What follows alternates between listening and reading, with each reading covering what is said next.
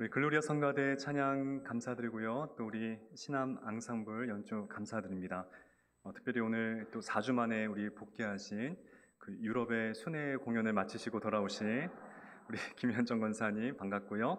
또 4주 동안 수고해주신 우리 최유정 교우님께도 깊은 감사 말씀드립니다. 우리 옆에 계신 분들과 함께 이렇게 인사하겠습니다. 말씀이 유혹을 물리칩니다. 라고 인사하겠습니다. 말씀이 유혹을 물리칩니다. 오늘 말씀의 제목은 문제는 유혹입니다 라는 제목으로 하나님 말씀을 나누겠습니다. 여러분들 잘 아시는 이 장 프랑스와 밀레가 그린 씨 뿌리는 사람이라는 그림 많이 보셨을 것입니다. 한번 보여주시겠습니까? 자, 이 그림이 당대에 센세이션을 일으켰던 이유는 그때의 주인공은 황제나 귀족이었습니다. 근데 밀레가 이렇게 천대받은 이 농부를 주인공으로 그렸을 때에 굉장한 좀 비난도 많이 받았다고 합니다.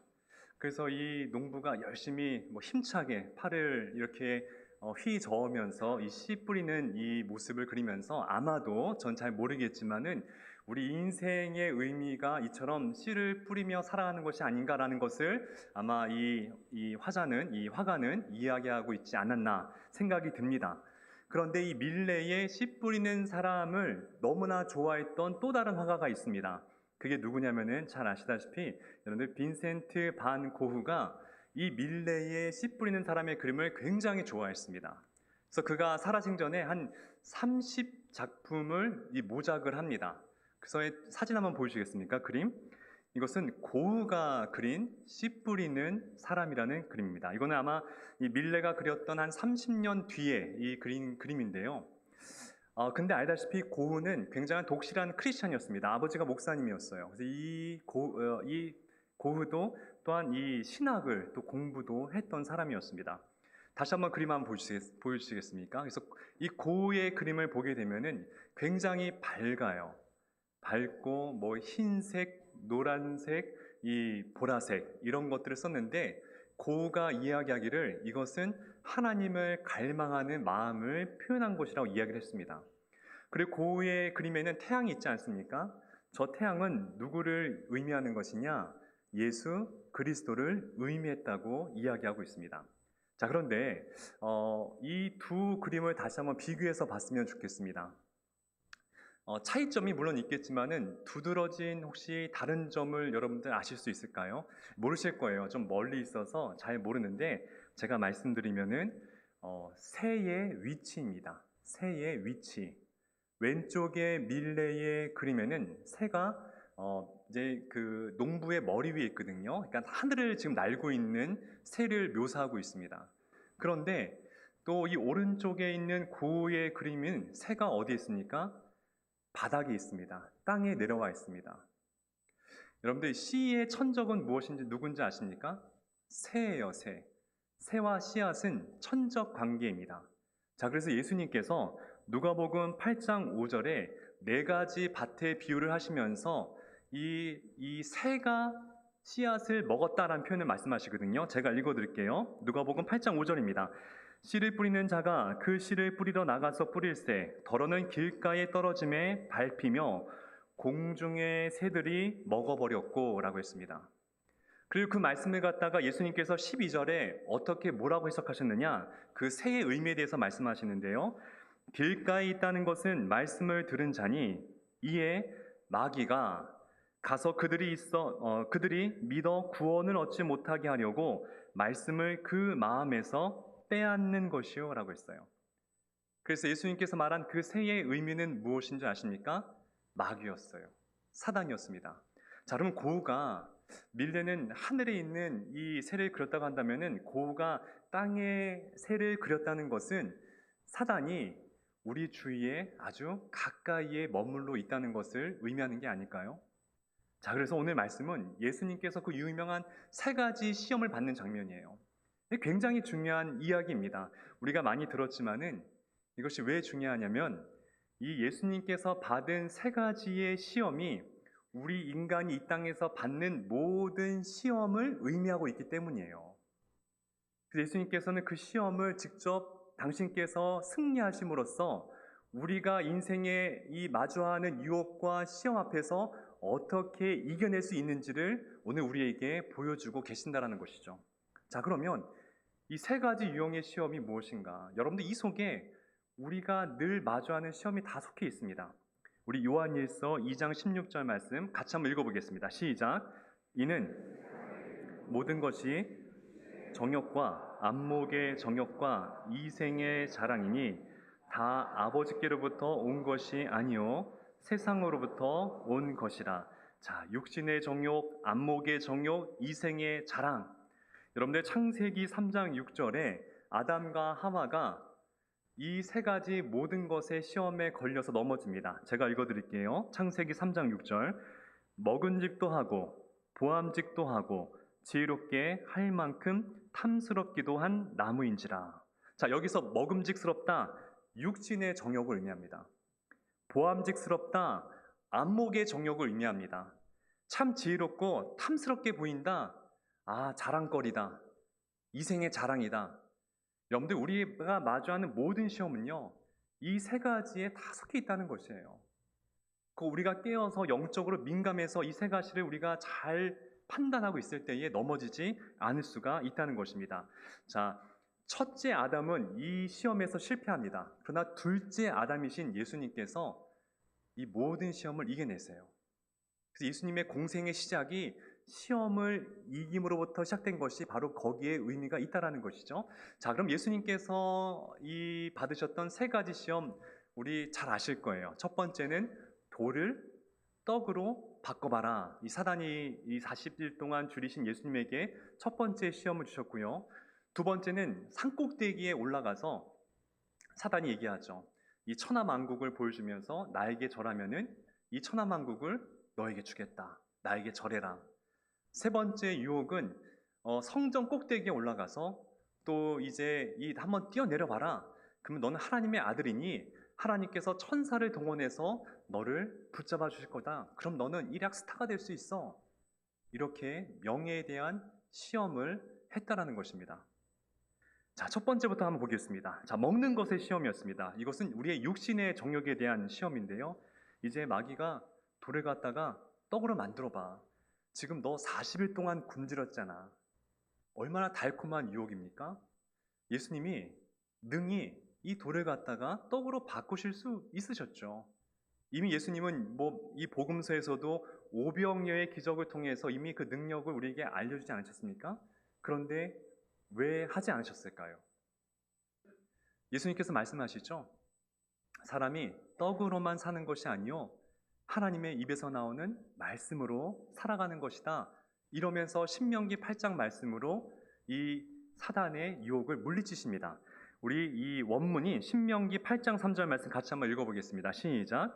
너를 낮추시며 너를 줄이게 하시며 또 너도 알지 못하며 내 조상들도 알지 못하던 만나를 내게 먹이신 것은 사람이 떡으로만 사는 것이 아니요 하나님 입에서 나오는 모든 말씀으로 사는 줄을 내가 알게 하려 하심이라.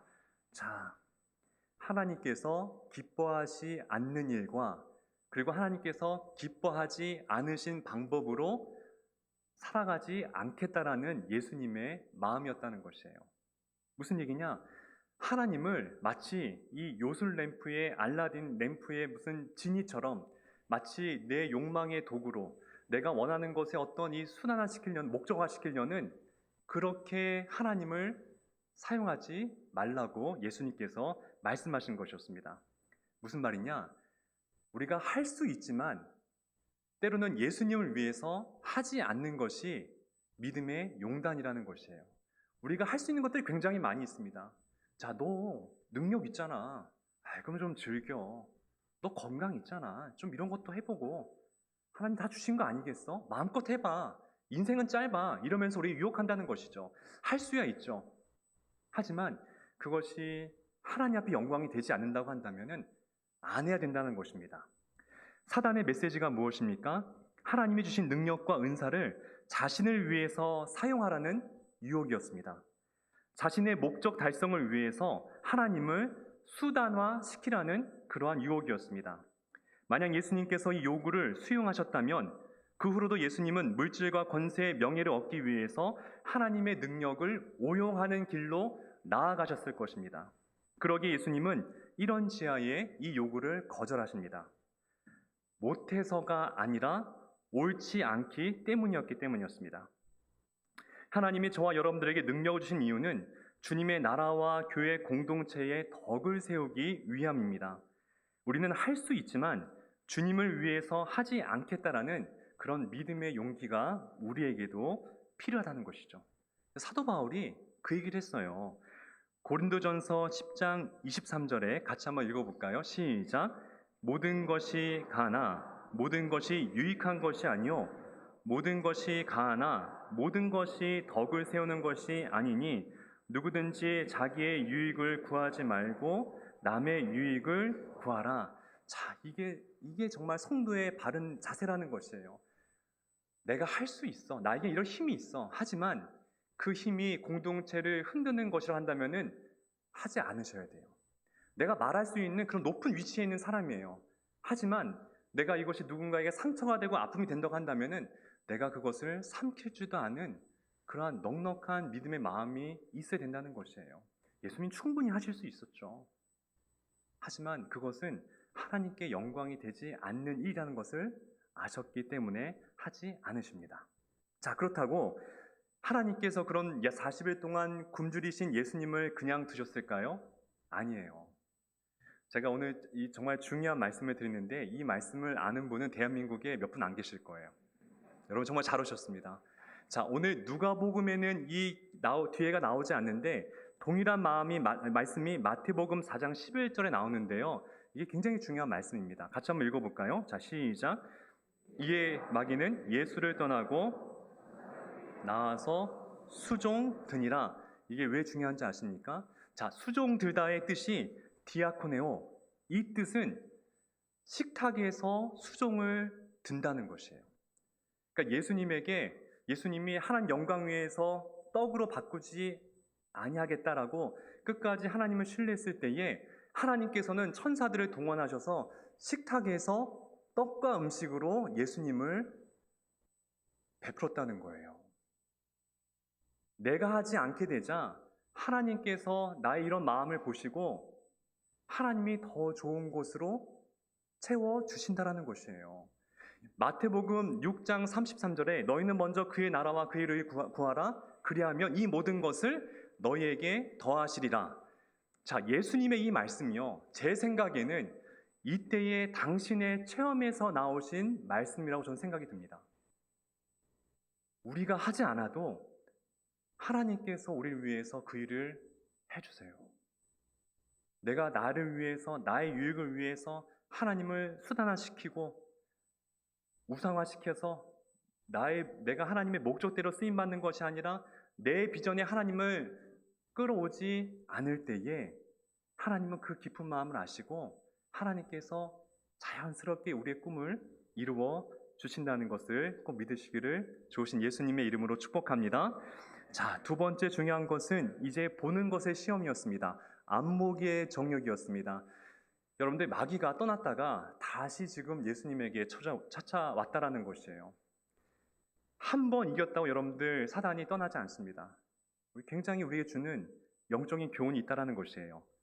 그래서 이 사단이 예수님을 시험산에 데리고 갑니다. 사진 한번 보겠습니다. 지금 이스라엘에 있는 시험산, 저 산에서 제가 저 그림을 이 삭개오에 대한 이야기 했을 때에 여리고가 보이는 저 산이라고 말씀드렸어요. 그래서 천하만국을 보여줬다는 것은 사단이 저 여리고에 잘 사는 그 지형을 보여줬다고 제가 그때 말씀을 드렸거든요. 그때 이제 마귀가 예수님을 저곳에 보내시죠. 오른쪽에 있는 성화는 이 두치오라는 이탈리아 화가가 그린 그림인데요. 자, 이제 예수님에게 그 얘기하는 거죠. 자, 나에게 절 한번 해봐. 그러면은 옆에 있는 그 그림에 있는 천하만국을 내가 너에게 줄게. 자, 보는 것으로 지금 예수님을 유혹했다라는 것이에요. 보는 것으로. 자, 누가복음 4장 5절에서 7절 오늘의 본문 말씀인데요. 제가 읽어드릴게요. 마귀가 또 예수를 이끌고 올라가서 중요한 단어입니다. 순식간에 천하만국을 보이며 중요한 단어예요. 이르되 이 모든 권세와 그 영광을 내게 내가 너에게 주리라. 이것을 내게 넘겨준 것이므로 내가 원하는 자에게 주노라. 그러므로 내가 만일 내게 절하면 다 네 것이 되리라. 여러분들, 사단이 순식간에 보여줍니다. 우리가 유혹에 넘어가는 게 아니에요. 어쩌다가 돈을 보니까 순식간에 넘어가는 거예요. 이성의 유혹에 어쩌다 보니까는 순식간에 넘어가는 거예요. 사단이 굉장히 지혜롭다는 것이죠. 전광석화. 정말 아주 그냥 비처럼 사단이 우리의 눈을 휘황찬란한 것들로 겨누고 시킨다는 거예요. 창세기 3장 5절 같이 한번 읽어볼까요? 창세기 3장 5절입니다. 시작. 너희가 그것을 먹는 날에는 너희 눈이 밝아져 하나님과 같이 되어 선악을 알 줄 하나님이 아심이니라. 여자가 그 나무를 본즉 먹음직도 하고 보암직도 하고. 잘 보세요. 그것을 먹는 날에는, 이게 무슨 말씀인지 아십니까? 아까 우리가 방금 전에 읽었던 나에게 한 번만 절해봐, 이 말이에요. 이거 한 번만 먹어봐. 나에게 한 번만 절해봐. 그럼 너는 하나님과 같이 될 수가 있어. 아담과 하와에게 무엇으로 유혹합니까? 보는 것으로. 그것을 본즉. 보는 것에 다 믿으시면 안 돼요. 보이는 것에 현혹되면 안 됩니다. 내 마음이 흔들릴 때 더 기도하셔야 돼요. 그 유명한 다윗이 그랬어요. 다윗도 똑같이 이 수법에, 사단의 이 수법에 넘어가게 됩니다. 사무엘하 11장 2절 말씀 제가 읽어드릴게요. 자, 저녁 때에 다윗이 그의 침상에서 일어나 왕궁 옥상에서 거닐다가 그곳에서 보니, 봤다고 했어요. 한 여인이 목욕을 하는데 심히 아름다워 보이는지라. 여러분들, 이게 참 저는 믿을 수가 없는 게요. 다시 한번 말씀 보여주시겠습니까? 지금 이때 시간이 언제입니까? 저녁 때예요, 저녁 때. 다윗의 왕궁이 뭐 작은 왕국입니까? 아니에요. 다윗의 왕국에서 저 우리아, 저 충신의 그 집은 굉장히 거리가 멀었을 거예요. 그리고 그 밤에 뭐 이스라엘에 뭐 가로등이 있습니까? 무엇이 있습니까? 사실 보일 수 있는 거리가 아니에요. 근데 사단이 그 희미하게 보이는 여인의 목욕하는 장면을 가지고 다윗의 마음 가운데 어떻게 만드느냐? 심히 아름답게 보이게 했다라는 것이에요. 이게 사단의 괴계라는 것이에요. 실제로 아름다운 게 아니에요. 선악과가 먹음직스럽게 보이는 것도 먹음직스러운 것도 아니었어요. 그렇게 보이도록 만들었다는 데에 사단의 함정이 있다는 것이죠. 사실이 아닌 것을 사실처럼 만드는 것이 사단의 유혹이라는 것입니다. 자, 그러면 예수님은 이러한 천하만국을 보았을 때에 이 보는 유혹에서 어떻게 이겨낼 수가 있었을까요? 답은 무엇이냐면은 세상보다 더 큰 하나님의 영광을 보시면 돼요. 마치 사도 바울이 3층천을 보잖아요. 천국을 갔다 오잖아요. 더 큰 영광을 보니까는 정말 이 땅의 삶이 너무나 참 한정된 것이구나. 이 땅의 삶이 다가 아니구나. 우리의 짧은 100년의 시간이 정말 이것은 아무것도 아니구나. 바울이 그것을 알았다는 것이에요. 하나님의 영광을 보셔야 돼요. 자, 그럼 하나님의 영광을 어떻게 보느냐? 예수님이 그 사단에게 이렇게 말씀하십니다. 누가복음 4장 8절 같이 한번 읽어볼게요. 자, 시작. 예수께서 대답하여 이르시되 기록된 바 주 너의 하나님께 경배하고 다만 그를 섬기라 하였느니라. 자, 무슨 얘기냐? 하나님의 영광을 보려면요, 하나님께 경배해야 된다는 것이에요. 경배한다는 것은 예배를 드린다는 뜻이에요. 예배를 드릴 때에 하나님의 더 큰 영광을 보게 되고, 그러면서 우리가 세상의 유혹에 보이는 내 눈에 현혹되는 것들로부터 자유할 수 있다는 것이에요. 경배한다는 것은 예배한다는 뜻입니다. 영적 승리의 비결은 언제나, 예나 지금이나 예배에 있습니다. 그러므로 예배를 게을리하는 사람은 영적인 저항력을 삭실하게 됩니다. 예배의 자리, 기도의 자리를 지키지 못한 사람은 결국 시험에 넘어지고 말게 됩니다. 여기에서 사탄에게 절하다라는 것은 그냥 한번 이렇게 몽냐라는 게 아니에요. 사단에게 예배하라는 뜻입니다. 그러므로 우리는 하나님을 예배하지 않게 될 경우에 반대로 우리는 사단을 예배할 수밖에 없게 된다는 데에 우리 인생에 어려움이 있다는 것이에요. 예수님께서 뭐라 말씀하시는지 아십니까? 하나님을 섬기지 않게 되면은 반드시 세상을 섬기게 된다 말씀하셨어요. 우리 마태복음 6장 24절 또 읽어볼까요? 시작. 한 사람이 두 주인을 섬기지 못할 것이니 저를 사랑하거나 혹 이를 중히 여기고 저를 경히 여김이라. 너희가 하나님과 재물을 겸하여 섬기지 못하느니라. 하나님을 예배하지 않게 되면은 우리는 자연스럽게 세상, 사단을 숭배하게 된다는 것이에요.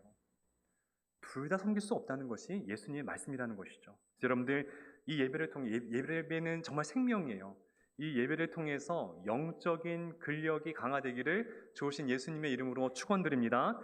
자, 마지막 세 번째, 높아짐의 시험이었습니다. 이생의 자랑에 대한 시험이었습니다.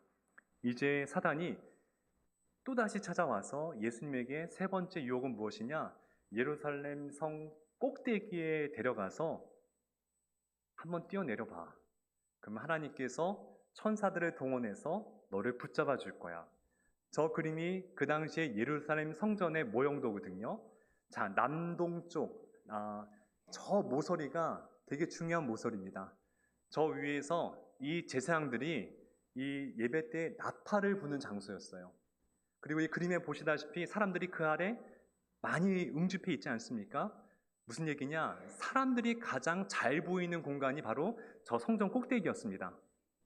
그리고 이 그림에 나와 있지 않지만은 저 아래쪽으로는 130m의 깊이의 기드론 골짜기가 있어요. 그러니까 쉽게 말하면은 예수님이 130m의 그 계곡 아래로 점프해 내려가는 거예요. 그때 천사가 내려와서 예수님을 받아주면은 수많은 사람들이 예수님을 그 모습을 보면서 얼마나 열광하겠냐는 거예요. 스타가 되라는 거예요. 인기인이 되라는 거예요. 나한테 절 한번 해봐. 내가 너에게 세상의 많은 인기와 권력을 너에게 주겠다는 것이죠. 예수님 똑같은 의미로 거절하십니다. 주 너의 하나님을 시험하지 말라. 이렇게 말씀하시면서 물리칩니다. 근데 중요한 게 뭔지 아십니까? 13절 말씀인데요. 13절 말씀 저는 읽고 굉장히 약간 소름이 돋았어요. 우리 13절 말씀 같이 한번 읽어볼게요. 자, 시작. 마귀가 모든 것을 다 한 후에 영원히 떠났다고요? 아니에요. 얼마 동안.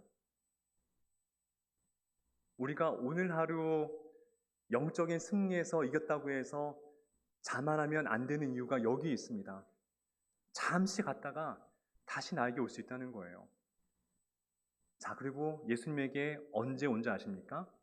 3년 뒤에 다시 마귀가 쫓아옵니다. 예수님께서 십자가에 매달리셨을 때에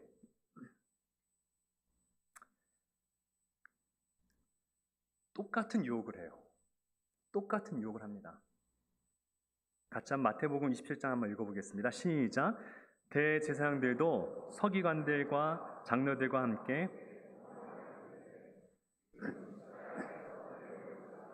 그래야면 우리가 믿겠노라. 똑같은 유혹이에요. 너 하나님의 아들이잖아. 십자가에 내려와봐. 우리가 다 믿을게. 예수님이 죄인된 우리를 구원하지 못하기 위해서, 그를 방해하기 위해서, 구원 사역을 막기 위해서 끝까지 사단은 예수님을 시험했다는 것입니다. 공생의 시작부터 사단이 시험을 하면서 유혹하면서 예수님의 공생의 마지막 순간까지 사단의 유혹과 시험은 끊이지 않았다는 것이에요. 사랑하는 신함의 교우 여러분, 예수님만 시험받는 게 아니라는 것이죠. 모태신앙인 저와 여러분에게도, 목사인 저에게도, 또 직분자인 여러분 모두에게도 우린 사단의 유혹과 시험으로부터 자유할 수만은 없다는 것입니다. 그래서 우리는 늘 깨어 있어서 영적으로 민감해져야 돼요. 이것이 나에게 유혹인가, 나에게 시험인가, 이것을 분별할 수 있는 지혜가 있어야 됩니다. 종교개혁자 마틴 루터가요, 이런 얘기를 했어요. 그가 아침에는 새벽에 일어났을 때 눈을 떴을 때 어떻게 기도한지 아십니까? 하나님, 오늘도 나에게 내가 시험에 들지 않게 하옵소서. 매일 아침 눈을 떴을 때 하루를 이렇게 기도했다고 합니다. 그리고 잠들 때에는 어떻게 기도한지 아십니까? 하나님, 오늘도 나의 죄를 용서하여 주시옵소서. 이렇게 기도했대요. 왜 그랬겠습니까? 그 영적인 거장인 마틴 루터도, 종교개혁을 일으켰던 마틴 루터도 매일 하루하루의 사단과의 영적인 시름과 싸움 속에 살았다는 것을 의미하는 것이에요. 눈을 떴을 때에 하나님, 나를 시험에서 벗어나게 달라고 기도하고, 또 잠들 때에는 주님, 나의 죄를 오늘 하루 동안 내가 혹여 지었던 죄가 있다면 용서해 달라고 매일같이 아침과 저녁마다 기도했다는 것입니다. 우리에게도 이런 영적인 분별력이 있기를 주신 예수님의 이름으로 축복합니다. 말씀을 정리하겠습니다. 사랑하는 신함교회 교우 여러분, 우리의 삶은 육신의 정욕과 안목의 정욕, 이생의 자랑이라는 끝없는 자기와의 시험의 연속입니다. 그러나 예수님은 광야의 시험산, 성전 꼭대기에서 하나님 말씀으로 마귀의 유혹을 물리치셨습니다. 그분의 승리는 오늘 우리에게도 말씀으로 이길 수 있다는 것을 우리에게 알려주셨습니다. 이제 우리도 예수님을 따라 말씀을 붙들고 유혹을 이기며 살아가는 신실한 제자들이 되기를 축복합니다. 사랑하는 신함의 모든 교우들을 위해 그 믿음의 길에 동행하시는 우리 주 예수 그리스도의 은혜가 충만하시기를 좋으신 예수님의 이름으로 축원합니다.